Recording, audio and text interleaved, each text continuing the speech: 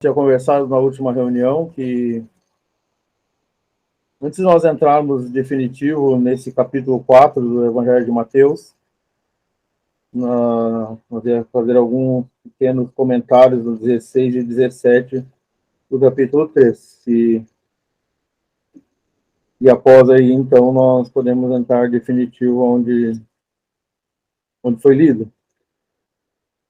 O que ficou de pergunta, se eu não me engano, é essa parte que nós temos no versículo 16, que nós encontramos no Evangelho de Mateus, que o Espírito de Deus descendo como pomba e vindo sobre ele.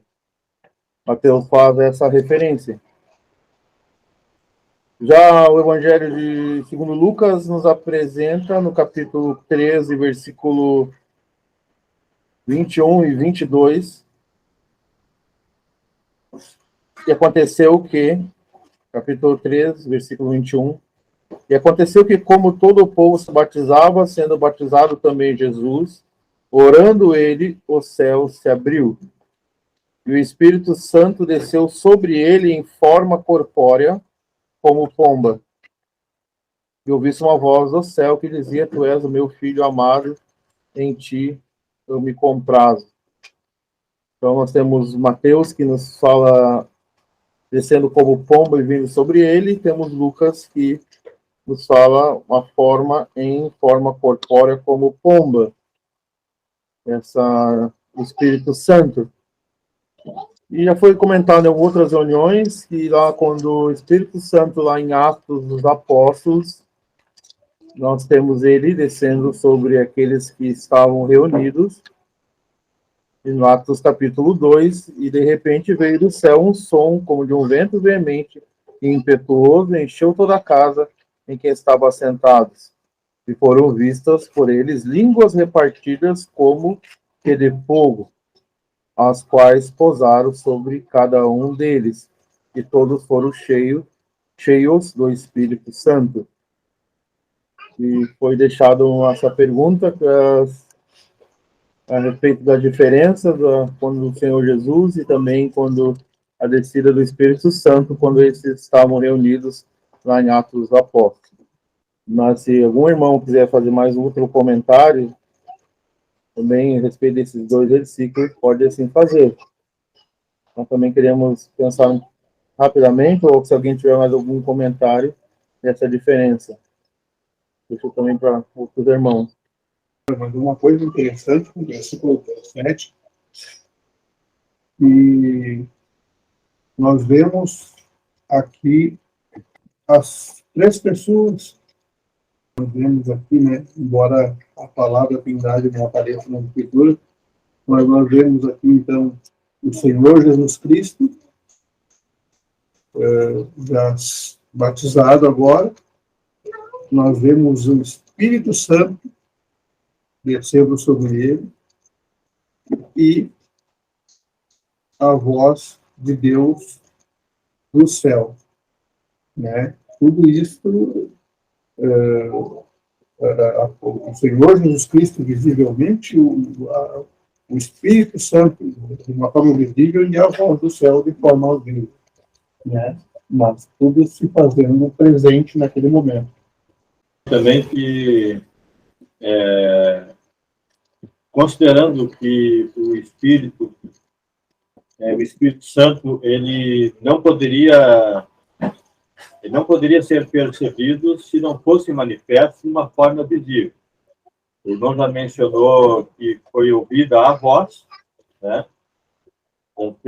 Nós temos os céus se abriram, a voz foi ouvida, o Senhor Jesus estava ali, e o Espírito Santo também manifestou-se descendo sobre ele de forma visível, em forma corpórea, e como forma corpórea de uma pomba, que talvez queira significar a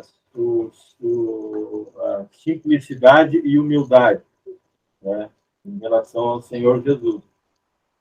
E lá em Atos, né, nós não temos a manifestação visível do Espírito como forma de pomba, mas como línguas de fogo, né? Eu desconheço uma explicação em relação a outra explicação, que acredito que haja, talvez algum irmão saiba explicar melhor, mas a primeira coisa que nós podemos perceber é que são duas manifestações diferentes, mas que são manifestações visíveis do Espírito Santo. E que nós só sabemos que é o Espírito Santo porque está escrito que era o Espírito Santo. Se não fosse a palavra de Deus, ninguém saberia dizer que essas, como a forma corpórea da pomba, ou também na forma como que línguas de fogo, pudesse ser o Espírito se não estivesse escrito que é, afirmando que é. Uma outra coisa que é interessante, o que nós vemos no livro de Gênesis,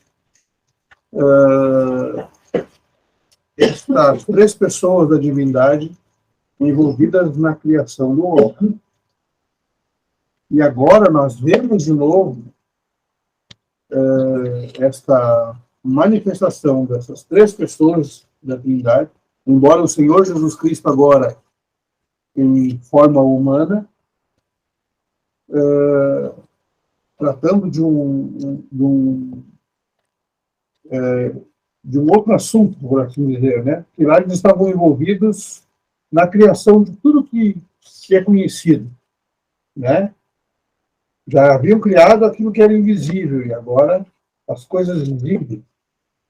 E agora nós vemos, porque nós sempre falamos, eu acho que é interessante ver que nós sempre falamos na obra redentora de Cristo na cruz, que é, de fato, que ele se fez carne para sofrer a pena, né?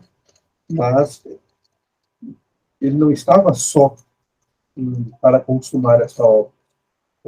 Havia o envolvimento de todas as três pessoas da divindade, né? Deus Pai, Deus Filho e Deus Espírito Santo estavam envolvidos com esta tarefa, com esta comissão que o Senhor Jesus Cristo havia recebido da parte de Deus para efetuar a obra da nossa salvação, né?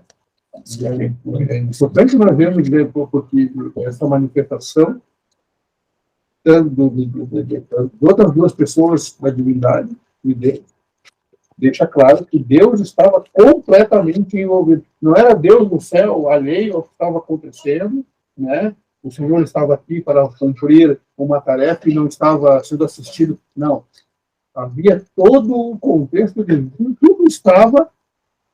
Deus estava em todos os aspectos envolvido com a obra da nossa salvação, desde aquele momento em que o Senhor Jesus Cristo inicia o ministério dele, que fica claro. E creio que é importante dizer também que a salvação, ela não tem só o aspecto da nossa redenção, mas tem um aspecto muito mais amplo, porque o Senhor Jesus cumpriu com todos os fins redentivos, vamos dizer assim, que envolve os céus e a terra. Né? Então, nós temos... E tinha por objetivo também glorificar o nome do Senhor. Sim, sim. Por isso todos os fins redentivos, porque o alcance do estrago do pecado não foi só na terra. Envolve muito mais que a terra. Envolve o céu também, de uma certa maneira. Talvez tenha começado, talvez não, começou uma rebelião do Satanás, né? Começou foi antes da criação. Sim, foi antes ainda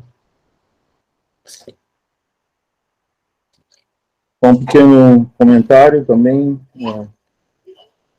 E penso que, no caso, essa forma corpórea aqui, o descendo como pomba, está relacionado, sim, com pureza, e no caso da pessoa do Senhor Jesus, e também agora no Atos dos Apóstolos, faz uma referência ao descendo sobre os pecadores.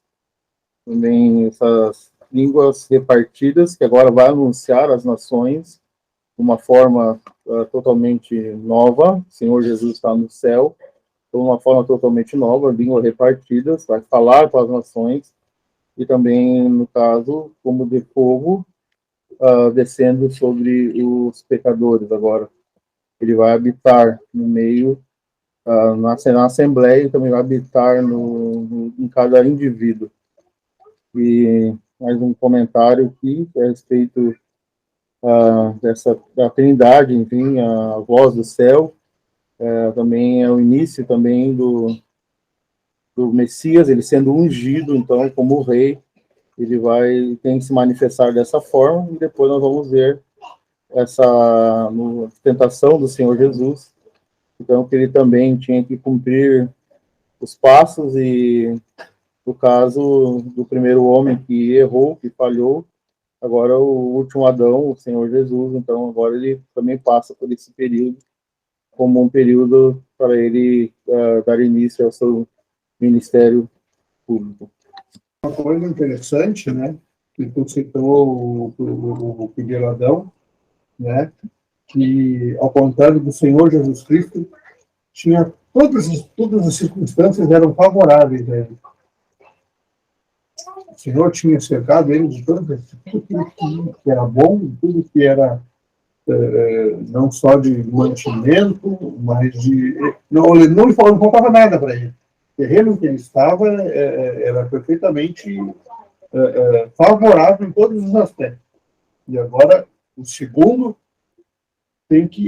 já vem um terreno completamente desfavorável, onde Deus já não é mais o centro da vida do homem, né?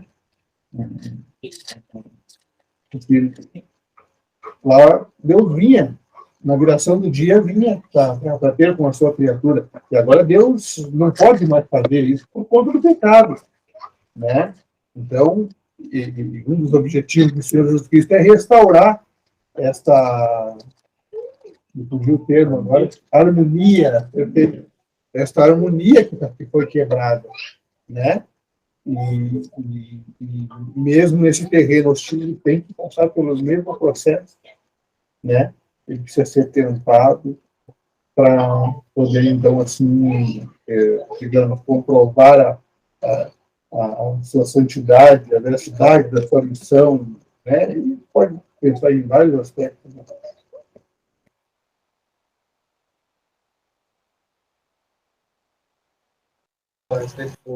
Repete de novo. Isso que tu falou a respeito da favorável ao Adão, né? Eu ouvi também o mesmo termo que eu ouvi, agora não vou lembrar se foi no áudio, mas Deus criou o Adão para isso de delícia.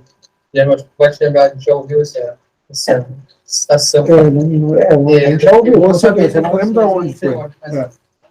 Enfim, só para isso, então, um terreno favorável, tudo. Sim, o terreno era perfeitamente favorável para ele. Não faltava nada para Adão. Deus havia cercado ele de tudo que era bom e deu apenas uma determinação para ele, uma proibição para ele, né? O Senhor Jesus Cristo entra num terreno completamente diferente, entendeu? Onde o pecado já está estabelecido, o gênero humano está totalmente corrompido, né? Ele sendo o Filho de Deus, já desde o nascimento é rejeitado, não existe lugar para ele neste mundo. Sim. Né? A gente não entrou ainda, de fato, no capítulo 4, ainda queremos ver mais comentários do 16 e 17, para depois, quem sabe, a gente entrar, de fato, no capítulo 4. Eu queria manifestar um pensamento também, aquilo que o irmão tinha falado a respeito da pomba. A pomba também ela teria, como o irmão disse, um significado de pureza. Isso a gente pode encontrar no livro de Cantares. Livro de Cantares, capítulo 5, no versículo 2. Mais ou menos no meio do versículo. Cantares, capítulo 5, versículo 2, no meio. Abre-me, minha irmã, meu amor, pomba minha, imaculada minha. e também no capítulo 6 de Cantares, no versículo 9, a gente encontra também essa mesma expressão. Porém, uma é minha pomba, a minha imaculada. Também nós encontramos em Levítico,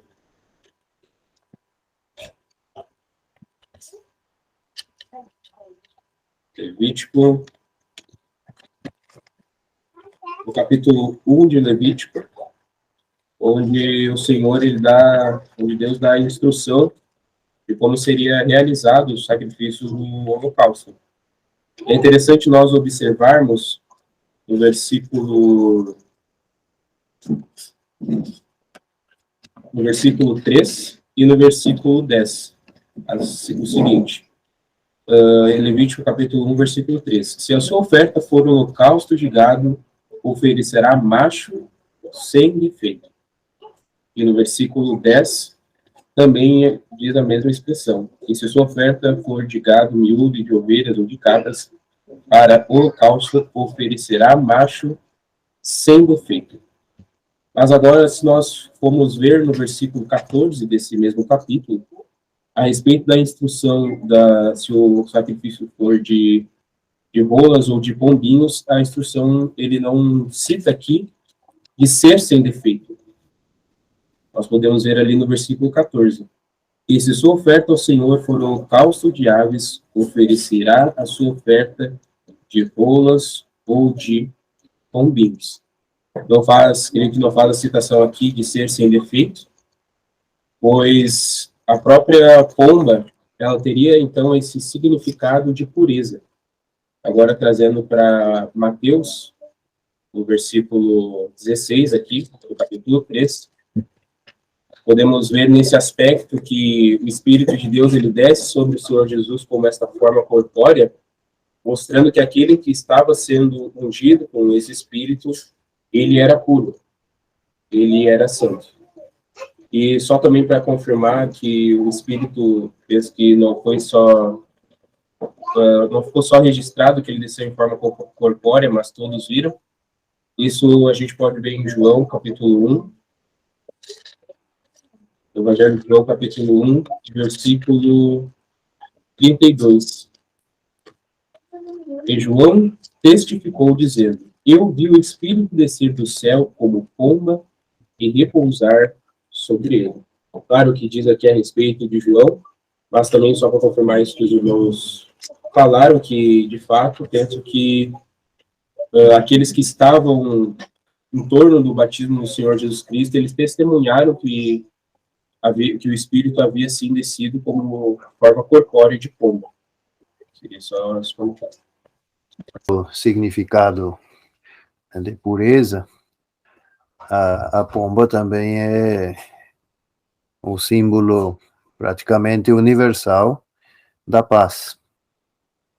E se formos ver sobre esse aspecto, também faz bastante sentido, pois o Senhor Jesus veio para evangelizar a paz, como nos diz Efésios. Ele veio anunciar a paz, também tornar possível a paz entre o ser humano e Deus, e também no futuro ele terá o reinado de paz. Ele é chamado em Isaías o príncipe da paz. Então, se vemos isso sob esse aspecto, creio que também podemos ver um sentido nessa observação dos evangelistas quanto a essa figura da pomba. E creio que essa palavra corpórea nada mais é que de uma forma visível, de uma forma de um corpo de uma pomba. E a diferença também com a outra manifestação do Espírito ali em Atos 2, creio que também é justamente relacionado ao contexto. Aqui no caso do Senhor Jesus, temos um contexto distinto do que em Atos. E como o irmão já mencionou, essas línguas repartidas, simbolizando primeiro a língua, faz referência ao falar, ao se pronunciar, a divulgar algo mediante a fala, e repartido pode certamente fazer uma referência ao anúncio, tanto para os judeus quanto para os gentios. E esse anúncio é o anúncio da graça de Deus, a época da graça que começava nesse instante. No entanto, também trazendo a recordação do juízo, ou seja, o fogo, que apesar da graça de Deus se manifestar de maneira superabundante, nunca devemos esquecer que o mal, o pecado, será julgado. E não porque estamos na época da graça, Deus fecha os olhos e deixa passar tudo. Não. Então, talvez podemos ver isso também. E no versículo 17 já tínhamos visto o grande agrado, o prazer, as delícias de Deus sendo expressadas nessas poucas palavras para todos ouvir e ao mesmo tempo também distinguir, ressaltar a pessoa do Senhor Jesus, que afinal era um homem como qualquer outro homem que estava ali, e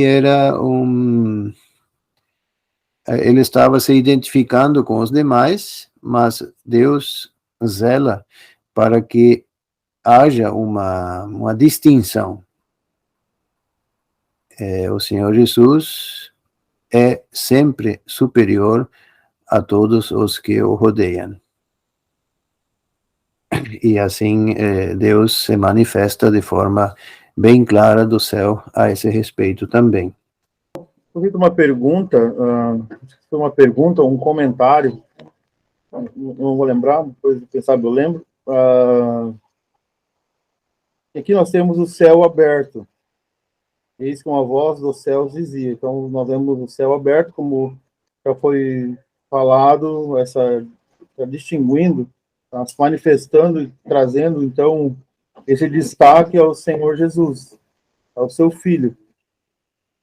E penso que é diferente, esse era o comentário, ou foi a pergunta, uma conversa nós estávamos tendo, é diferente que nós encontramos em Atos dos Apóstolos a respeito de Estevão.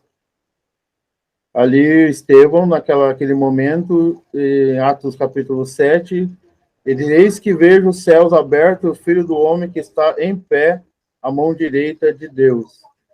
Então, ali ele vê também, vejo os céus abertos, e penso que há uma diferença lá Deus dando testemunho do seu Filho, fazendo essa separação, podemos assim dizer, como foi comentado.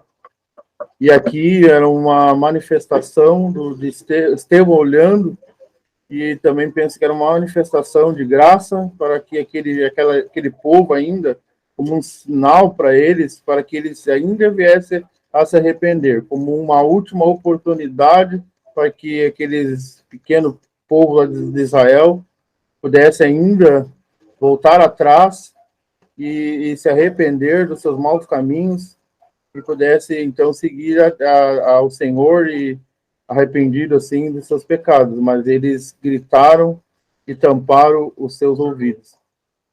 Nós temos então lá naquela situação o Deus falando do Senhor Jesus, aqui Estevão olhando para os céus, ele vê o Senhor Jesus no céu. Não há nenhuma manifestação igual, são momentos diferentes e ações e coisas que aconteceram diferentes. Se algum irmão quiser dar mais um comentário para fazer essa a pequena separação antes de nós entrarmos no 4. Pode assim fazer.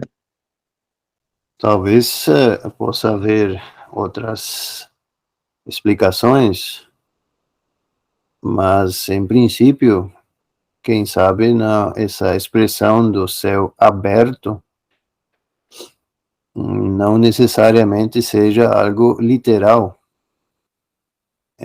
Antes, uma maneira de exemplificar, uma maneira de dizer, de explicar, que no caso do batismo do Senhor, essa voz veio do céu. O céu se abriu para deixar essa voz ressoar. E no caso do Estevão, lhe foi permitido ver ao Senhor Jesus. No entanto, não sabemos se isso foi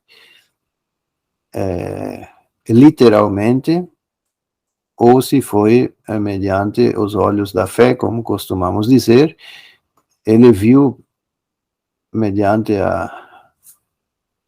o seu espírito, a sua fé, ao Senhor Jesus ali. É possível que sim, tenha sido literal, mas não necessariamente. Mas talvez algum outro irmão queira acrescentar algo a esse respeito. Só talvez um ponto para ajudar na compreensão. A palavra céu pode significar pelo menos 3 coisas diferentes. 3 aspectos diferentes podem ser entendidos sob esse termo céu. O primeiro é o céu visível, ou seja, quando olhamos para cima, vemos um céu azul, vemos pássaros, vemos aviões, e isso é chamado de céu, a atmosfera, aquilo que rodeia o nosso globo.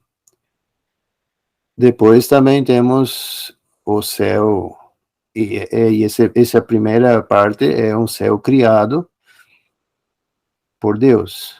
E o segundo aspecto, que também faz parte do céu criado, são essas regiões celestiais, onde o inimigo, Satanás, ainda tem acesso à região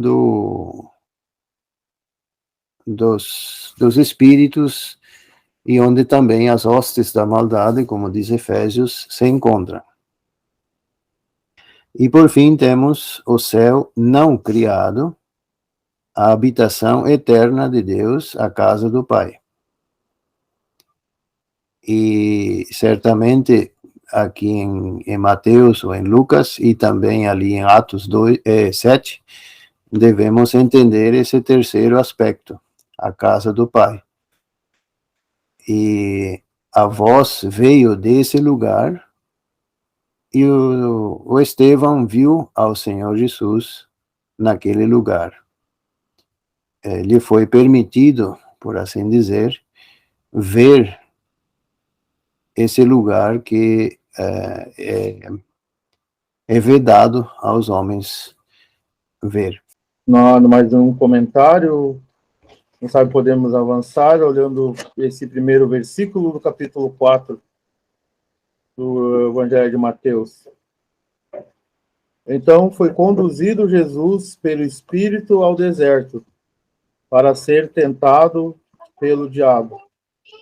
E é interessante que quando nós olhamos os 3 evangelhos, cada um traz ou acrescenta um ponto para nós pensarmos.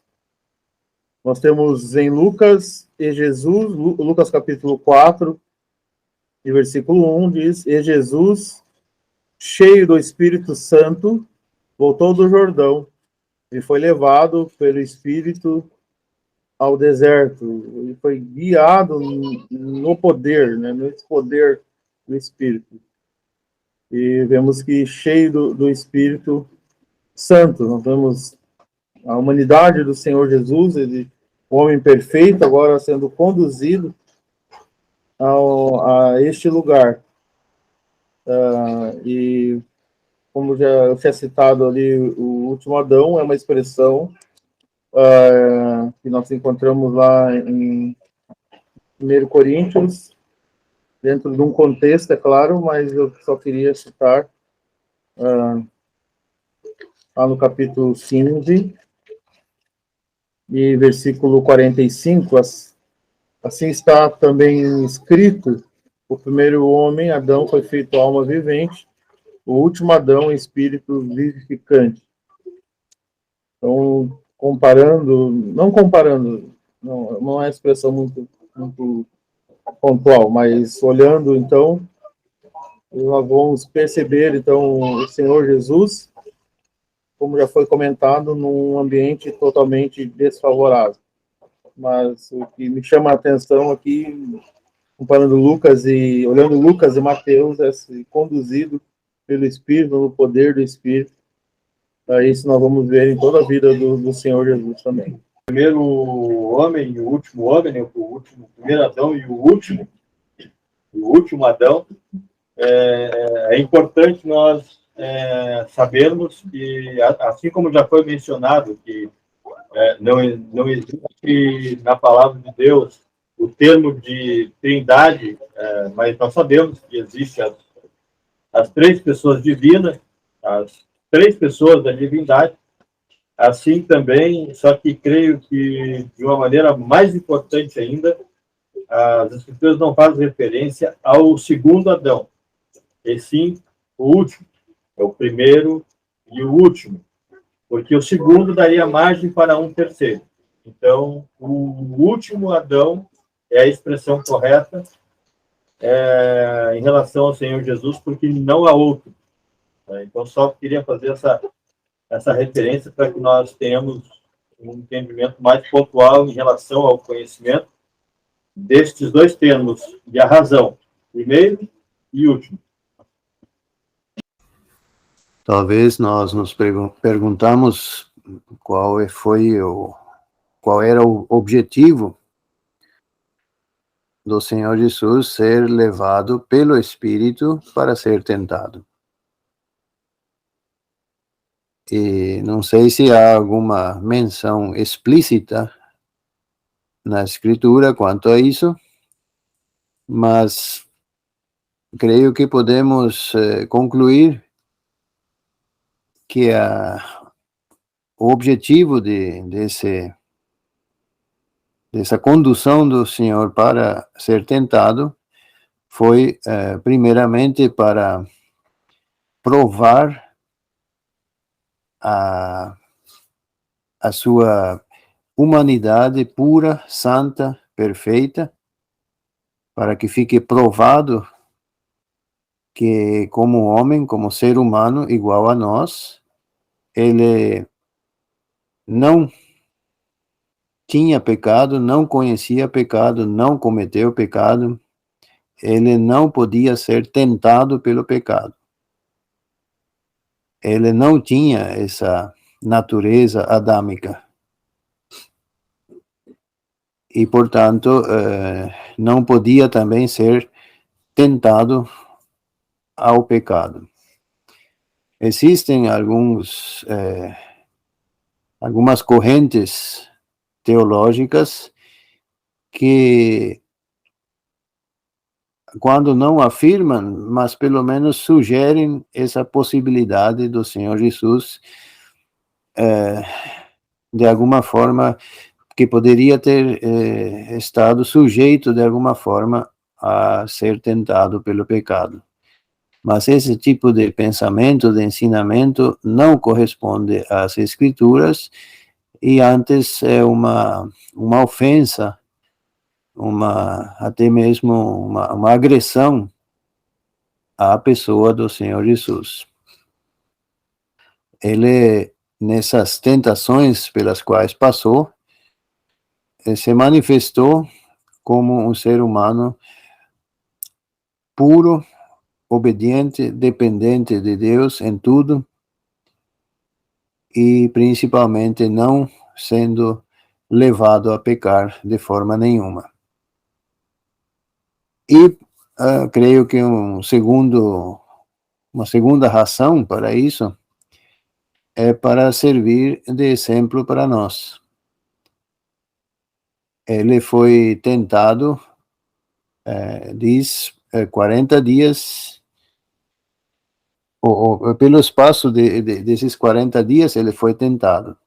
Mas a Bíblia diz, notifica apenas 3 tentações, mas não foi somente isso. No entanto, nessas 3, temos resumido toda essa variedade de tentações, às quais nós também somos expostos.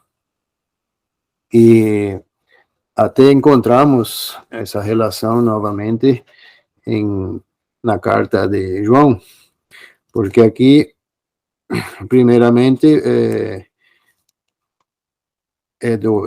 o tentador apela à fome, ou seja, às necessidades físicas.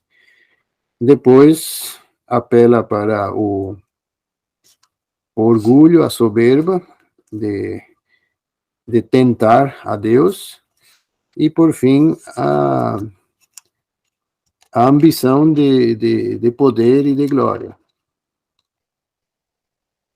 E em 1 João, capítulo 2, versículo 16, nós temos um resumo, por assim dizer, dessas tentações. 1 João 2,16, porque tudo o que há no mundo, a concupiscência da carne, a concupiscência dos olhos e a soberba da vida, não é do Pai, mas do mundo. E são esses 3 itens aos quais todos nós também estamos expostos. E o Senhor Jesus manifestou uma dependência de Deus que o levou à vitória, sempre com a mesma resposta: está escrito.